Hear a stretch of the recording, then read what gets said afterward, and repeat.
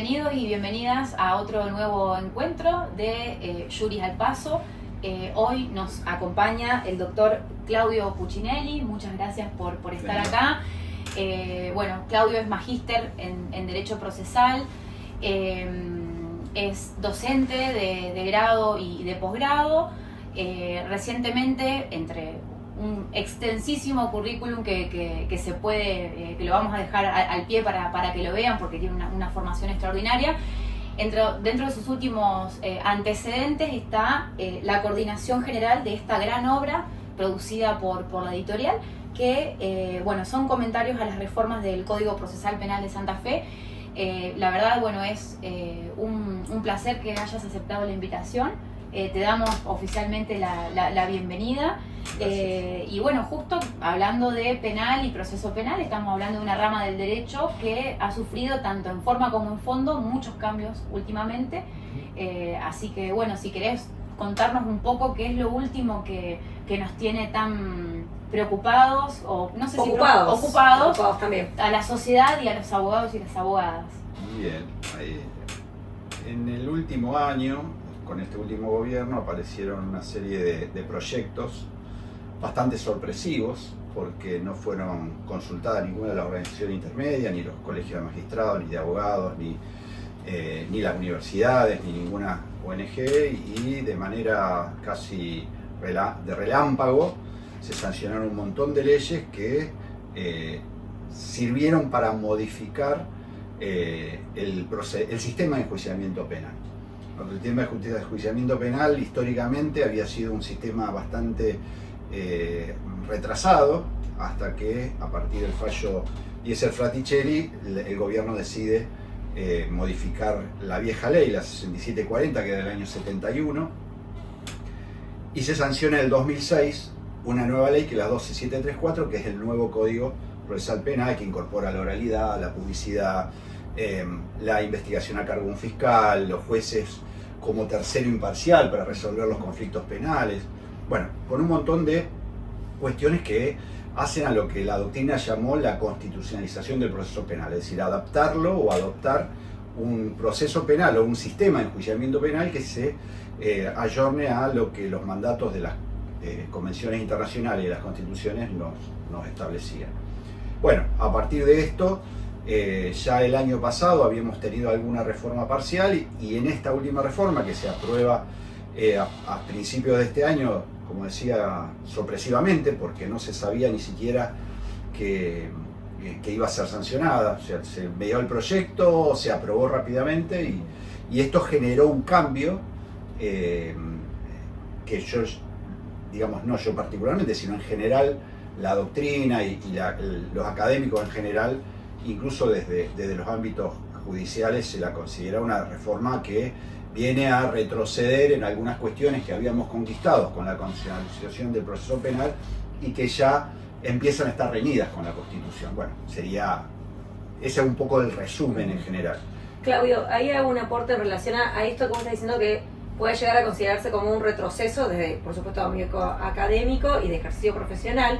Tres grandes movimientos, digamos, que ha generado esto en relación a los cambios, ¿no?, que estás vivenciando, sobre todo los colegas que se desarrollan en el foro y los que van a desarrollarse en el foro también, porque vos estás formándonos, digamos, en la universidad, de distintos colegas que en el futuro van a ejercer también. ¿Qué notás y qué ves que es lo que va a marcar ciertos quiebres, maduración o no, retroceso como lo marcaste en el fuero, de determinadas figuras, ¿no? Se me ocurre en este momento juicio por jurados, pero hay otras que seguramente lo vamos a ir conversando. ¿Me comentás alguna de esas? Habría que hacer una introducción sobre eso. Bien. ¿Por qué? Porque la reforma tiene un carácter, por un lado, contrario a lo que es la Constitución, pero llamativamente y contradictoriamente de lo ideológico incorpora el juicio por jurado. Es decir, pareciera como que, lo podemos decir de manera sencilla, un liberal opta por estatizar, o un socialista quiere liberalizar. Un poco al mismo tiempo. Un poco la ADN Argento, claro, ¿no? Parece como contradictorio. Sí, algunas decisiones entiendo. que se tomaron en reformar el código, retrocediendo en garantías y en derechos de las personas, Sí. que es de todos, no de Sí, solamente de las todos, facultades, de todos, a todos nos puede tocar. Y por otro lado, incorporar la ley de jurados. Esto tiene que ver, toda esta opinión, no tiene que ver con la política que lleva el Estado adelante en la persecución y en la seguridad ciudadana. ¿Por qué? Porque nadie se le puede ocurrir pensar que uno está en contra de que no haya bandas criminales, que no haya delitos, que no se condene a los culpables, pero en un Estado de Derecho, en un Estado democrático, una sociedad democrática, la condena debe ser legítima. Y cuando yo lo hago en base a normas que rompen el sistema constitucional, estoy retrocediendo desde el punto de vista ideológico de la Constitución, no el que a nosotros nos gusta, sino lo que la Constitución y los pactos nos mandan. Sí, claro. Bueno, eso sería un poco el anticipo, pero los rasgos generales son, por un lado, el juicio por jurado, algo loable y que viene ya con mucho retraso. Pensemos que el jurado se debatió en Argentina en 1888, o sea que no es algo nuevo. O sea que nos costó, nos Costó. cuesta y nos costará o no, Claudio. Es que en realidad la primera provincia que tiene jurados en Argentina fue Córdoba. Estableció un sistema de jurados escabinados muy específico que mezcla ciudadanos con jueces técnicos o profesionales, pero después ya en esto, a partir del 2014 más o menos, 2010, 2014, empiezan a aparecer leyes provinciales de jurados. Y bueno, hoy tenemos creo que alrededor de 15 provincias ya que tienen jurado. Incluso Chaco ha sancionado una ley de jurado para casos muy específicos en cuestiones civiles. O sea, el jurado es algo que se puso de moda. Digamos que está bien legislar hoy, esto de lo que es lo yo llamo el marketing legislativo. Hoy todo el mundo reforma y todo el mundo incorpora el juicio por jurado, pongámoslo, bienvenido sea.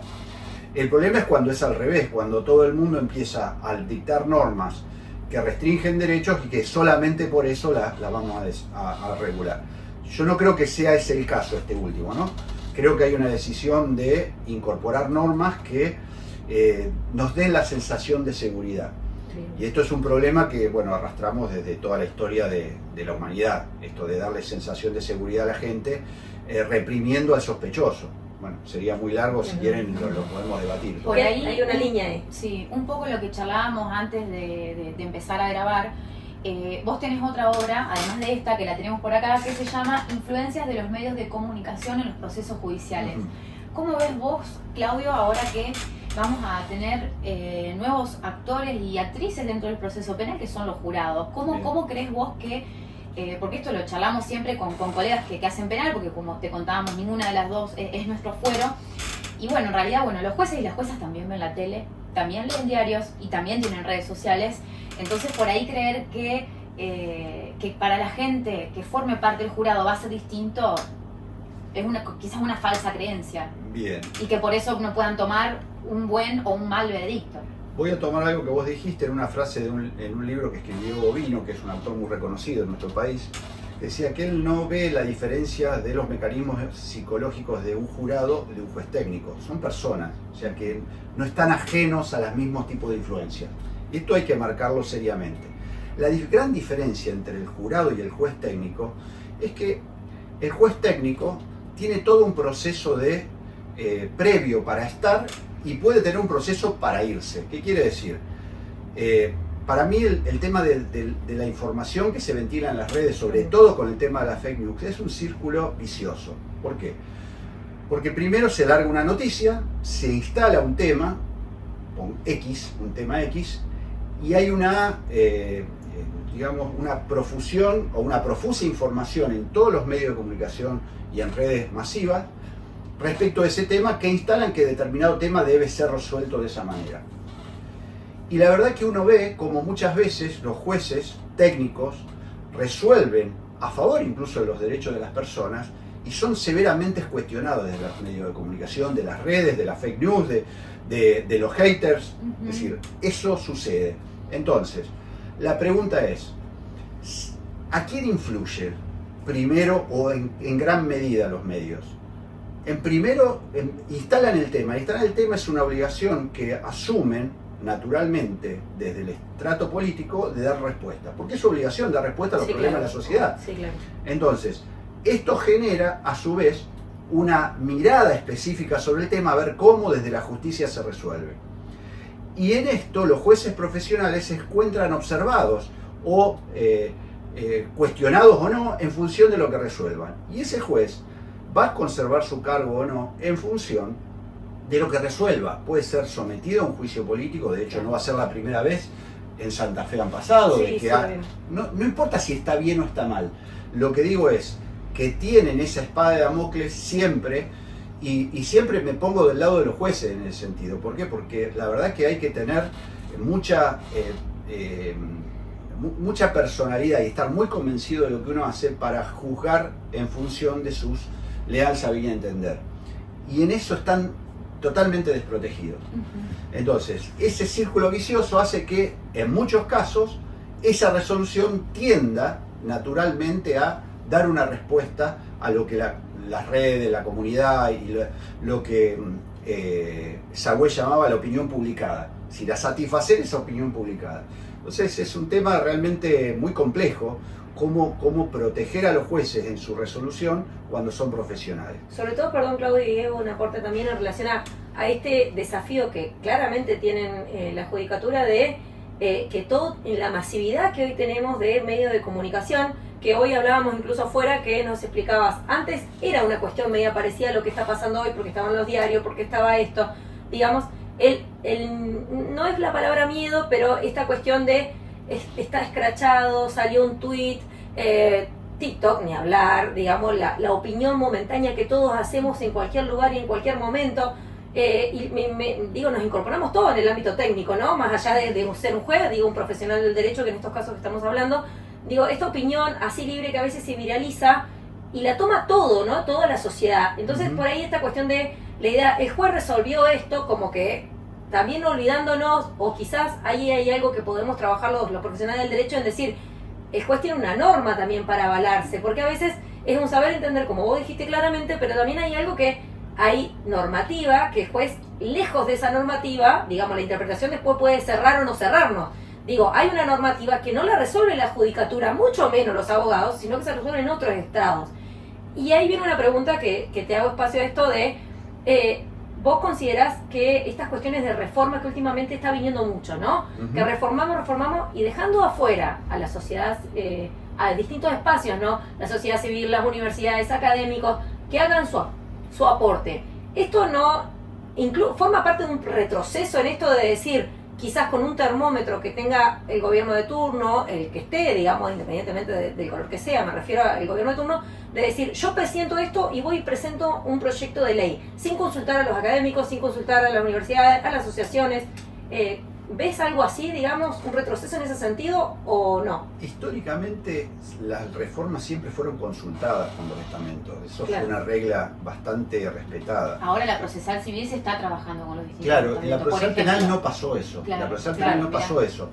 De todos modos, yo creo que tiene que ver con la necesidad que asumió el gobierno de afrontar el problema de la criminalidad y de la inseguridad. Ahora, que eso es loable y los tiempos uno los tiene que respetar, pero también la normativa tiene otros controles que pasar. No es que lo que el gobierno dice es lo que hay que aprobar porque considera que es lo bueno. Yo entiendo que la legislatura siempre trata de facilitarle las cosas al Poder Ejecutivo para poder llevar adelante su plan de Claro, gobierno, sí. pero también Claro. hay cierto control. Y hay algo que hay que tener en claro. Los jueces juran por la Constitución y los pactos. Entonces, su primer obligación es el control de constitucionalidad y de convencionalidad, que no puede pasar por ver si en este momento queda bien o queda mal con la opinión pública, con el sistema político, con quien sea. Entonces, es muy difícil la función judicial en ese sentido. Y quiero traer un poco con lo que habíamos hablado del jurado. ¿Por qué? Porque me parece que el jurado tiene una ventaja enorme con relación a los jueces técnicos, y por eso es tan loable que lo hayan instalado y que empiece a funcionar cuanto antes. Está previsto que empiece primero en Rafaela y en agosto del año que viene va a empezar a funcionar supuestamente acá en Rosario, o por lo menos va a estar en vigencia. La cuestión es que el jurado, por la forma en que es elegido, está sometido a una serie de controles que aseguran la imparcialidad, que no haya prejuicio de las personas, y a su vez aseguran que la persona se lo tome realmente en serio. Voy a decirlo en pocas palabras. El primer gran control que tiene es lo que llama la audiencia de control de jurado o de audiencia voir dire, técnicamente. Es una audiencia donde las partes litigan a ver quiénes van a ser los 12 sujetos que se sientan ahí adelante. Esto se hace todo un proceso de selección del padrón electoral, se hace una depuración, se lo cita y normalmente se cita 3 veces el número de cantidad de jurados. Ponele 36, pero eso define la norma, si son 30, 60, lo importante es que sean muchos más. Y ahí se litiga ante el juez, las partes empiezan a hacerle preguntas al jurado para ver si tienen algún prejuicio con respecto, no le indican a qué caso van a estar juzgando, sino que le hacen preguntas con relación al caso que ellos ya conocen que se va a juzgar. Entonces, por ejemplo, le pregunta, si estamos hablando de una entradera en una casa, le preguntan al jurado, ¿y usted sufrió algún delito? Si te dice sí, ¿qué delito sufrió? Una entradera. Obviamente que esa persona va a tener un prejuicio para juzgar ese tema. ¿Por qué? Porque va a estar inclinado a verse representado en el que sufrió ese hecho. Y va a tener una tendencia natural a juzgar. Esto que vos estás comentando es sumamente crucial porque si bien los abogados no vamos a seguramente participar desde ese lugar, digamos, de jurado, pero sí la familia, sí los conocidos, digamos, que vos nos expliques esto, seguramente nutre a todos, ni hablar. Y ese no es el primer control. Después, el jurado, una vez que se termina la selección del jurado, pasan al juicio, o sea que no hay un tiempo donde se van a ir a su casa y recién conocen el caso cuando están dentro de la sala de audiencia. Por lo tanto, el jurado está exento de toda influencia de cualquiera porque va a estar dentro del juicio desde que empieza hasta que termine y dio su veredicto. Es más, cuando deliberan para dictar el veredicto las 12 personas, que ya que estamos, les recomiendo una película 12 hombres en pugna, una película que yo me prefiero la primera versión en blanco y negro, que trabajaba Henry Fonda, Jack Lemmon, jóvenes todos. Por supuesto. Que se trata de cómo el jurado decide la culpabilidad e inocencia y cómo discuten. Y eso es lo valioso de la deliberación, porque hay 12 personas que van a decir, para mí esto, para mí lo otro, y siempre el debate sobre la responsabilidad de una persona hace que la calidad de la resolución, de la decisión, sea mucho mejor. Bueno, ¿qué quiere decir? Que cuando terminen de dar su veredicto, se van a su casa y no vuelven más. Y no van a ser jurados por un tiempo. Es muy raro que una persona repita el carácter de jurado. Entonces, sus influencias son muy, muy raras. Ustedes me dirán, bueno, puede ser que el juicio no se termine en un día. Bueno, lo correcto es que esas personas queden aisladas. Los mandan a un hotel, los mandan a determinado lugar, pero tienen que estar aisladas. Y al jurado le pagan los días de trabajo, los días que pierden de trabajo. Con lo cual, es una carga pública, pero que también está satisfecho el tiempo que pierden en su trabajo. Y el que no tiene trabajo, bueno, le dan un canon que ya está preestablecido. Por lo tanto, ¿y cuál es la experiencia? Hay muchísima experiencia a nivel internacional. Hay un libro muy bueno de Valerie Hans, que es una socióloga norteamericana de la Universidad de Arizona, que hizo un trabajo excelente sobre todo el trabajo de cómo decide la gente. Y la verdad que la gente sale muy contenta porque les interesa haber participado de una decisión de la sociedad sobre si una persona es culpable o inocente. Y lo toman con mucha responsabilidad. Sí, porque además están teniendo poder. Es un poder y asociado, ¿no?, con una responsabilidad que en el momento en que uno puede libremente emitir cualquier opinión en cualquier espacio sin ningún tipo de consecuencia, cuando te toca ponerte en ese lugar y decir, mirá que mi decisión va a influir si esta persona va a perder su libertad o no, o si va a tener una consecuencia patrimonial o no. Es una carga muy fuerte pensar que una persona queda presa o no por mi decisión. Sí. Una cosa es que lo tome otro, uno es bastante superficial cuando valora lo ajeno, pero cuando uno se tiene que hacer cargo, es muy difícil decir, la verdad, yo tengo que estar convencido, porque aparte lo instruyen, le dicen, usted tiene que estar absolutamente seguro, tiene que tener certeza, más allá de toda duda razonable, dice el sistema clásico. Esto es, no tiene que tener ninguna duda de que es culpable. Y tienen que estar todos de acuerdo. Porque y tiene, bueno, Depende de la legislación. Ajá. En general es a través de la unanimidad. Ajá. A mi criterio es el más recomendable. Nuestra ley tiene distintos escalones. Primero Dependiendo del unanimidad, después Ujú. cuando no hay unanimidad por determinado tiempo se llama jurado estancado. Se estancó, no resuelve, se baja a 10 Ajá. y en algunos códigos no lo permiten directamente. Si se estanca directamente, o lo juzgan de nuevo o lo absuelven. Eso, Ajá, la legislación es variada. En el nuestro no tiene como consecuencia la absolución. Ujú. Pero bueno, es todo una cuestión que hay que ver la norma específica, que no creo que sea necesario analizarlo ahora. Pero creo que lo importante es la responsabilidad que tiene la gente sobre esto. Y hay una crítica que históricamente se le ha hecho, porque esto ya viene del debate parlamentario en 1888, cuando se sancionó el Código Federal, que rechazó el jurado. Si la gente está capacitada educada para estar en un jurado. Y la verdad es que lo que hace la gente es valorar si un hecho está probado o no. No necesitas mucha cultura. Un padre valora si un hijo hizo algo o no en función de las pruebas que tiene, qué evidencias tiene, le creo o no. Entonces, es una percepción humana. No va a estudiar, no tiene que saber derecho. La realidad es que quien estudió derecho no puede ser jurado precisamente porque está influenciado Esa es la por la razón. normatividad. Estamos excluidos. Estamos excluidos. Sí, sí, sí. Nunca vamos a ser jurados Sí. los abogados. Y Sí. tampoco los que han estudiado una materia afín a las leyes. Ujú. Claro, es clarísimo en ese punto. Y en razón de los prejuicios, tomo algo que dijimos medio al inicio, o quizás ahora ya no, porque bueno, aparte además ya tenemos normativa, digamos, pero hace muchos años hubo una cuestión de prejuicio sobre la influencia que se tenga sobre los jurados, que hoy incluso recién no estabas diciendo, esta gente en el caso de que haya 2 días de juicio va a estar aislada, va a estar los mecanismos de resguardo, con esta cuestión de las tecnologías y los medios de comunicación, digamos, ¿no?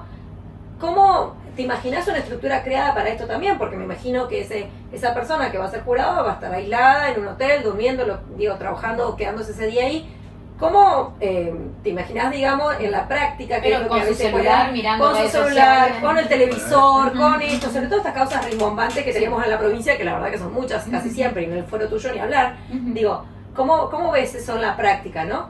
No te puedo decir cómo va a ser en Argentina. Claro, claro. No te puedo decir.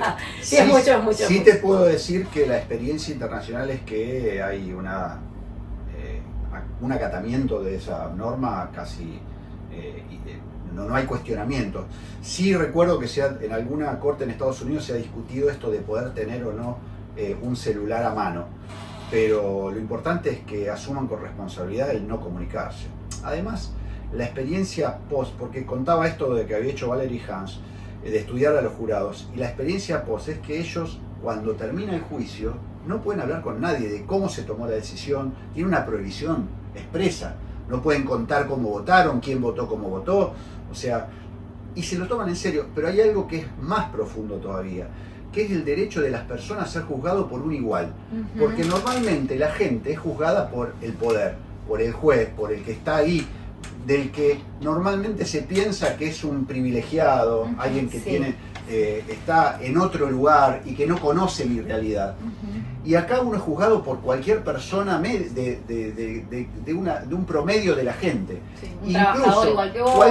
Cualquiera. Incluso algunas legislaciones, como en Neuquén, en Chaco, tienen incluidas varias cuestiones que son muy importantes. Por ejemplo, si hay una persona de un pueblo originario que parte de ese tribunal esté integrado por Mirá, pueblo interesante. originario. Ujú. También una novedad argentina, que esto fue un invento argentino realmente, de que el jurado esté integrado 50% por hombres y 50% Sí. por mujeres, cosas que en los otros lugares del mundo no existen. Ujú. De hecho, gente que ha venido a dar conferencias acá años atrás, cuando se le contaba esto, lo llevaban como una novedad bastante avanzada. Esto de Punto que para la haya, paridad. claro, que haya paridad de género en el jurado también, porque es otra visión de la vida. Bien. Sí, estamos entonces, Claudio, en un momento crucial, ¿no? Porque estamos a punto de empezar a ver cómo va a funcionar este sistema y, bueno, obviamente te comprometemos para cuando eso pase volver a encontrarnos para Sí, volver Porque a aparte esto se va a charlar. ir llevando a otros fueros, porque Sí. es posible que se vaya llevando a otros fueros, y ni hablar que nos quedó mucho para conversar, Sí, sobre todo sí, sí. las nuevas reformas, intervención de jóvenes, bueno, un montón de otras cuestiones también pero le agradecemos totalmente a Claudio Pucinelli la Sí. disposición por estar acá, Bueno, por acompañarnos en gracias estos inicios, ¿no? Por haber confiado en ser uno de los debutantes del espacio. Le decíamos a la invitada anterior que vino para el bautismo, así que vos también. Bueno, Y gracias. para terminar, si querés compartir un breve mensaje para los colegas y las colegas jóvenes que puede ser que nos estén mirando en este momento. Bien, sí, a ver, yo tengo contacto permanentemente con jóvenes de la universidad, también con jóvenes abogados, que los sigo viendo, que han sido alumnos, y consejos es difícil dar, pero sí uno puede expresar cómo vive la profesión y si eso le sirve de reflejo. Sí, claro. Creo que pasa por ahí. Y me parece que de los mandamientos del abogado, el joven abogado, hay 3 que no puede obviar, que es estudiar, trabajar y pensar. El pensar significa que tengo que ser creativo, tengo que agarrar las normas, estudiarlas, pero si yo no me pongo a crear en función de mi caso, ningún libro, ninguna ley me va a dar la respuesta. Eso creo que es lo más importante. Y después la ética. Cada uno tendrá su ética personal, pero hay que dignificar la profesión. Es decir, uno tiene que huir de los temas que ve algo raro, vamos a decirlo de manera sencilla, Sí, huir, claro, Tal cual. no prestarse, porque hoy las profesiones liberales están sometidas al sistema penal por apoyo, ser la pata jurídica, contable, financiera Sí. de las bandas criminales, o sea, tratar de ejercer la profesión con dignidad. Y además creo que esto es fundamental, la ética de la palabra. Ujú. Es decir, respetar la palabra dada siempre. Cuando uno se compromete con algo con el tribunal, aunque no haya una cédula, cuando no haya una notificación, pero dio su palabra, eso vale más que cualquier otra cosa. ¿Por qué? Porque uno está construyendo credibilidad. Y el abogado vende credibilidad. El profesional lo único que hace es lograr que le crean. Y si el funcionario al que vamos a enfrentar ya no te cree porque no fuiste leal y no fuiste sincero, y bueno, perdiste gran parte de tu potencial como profesional.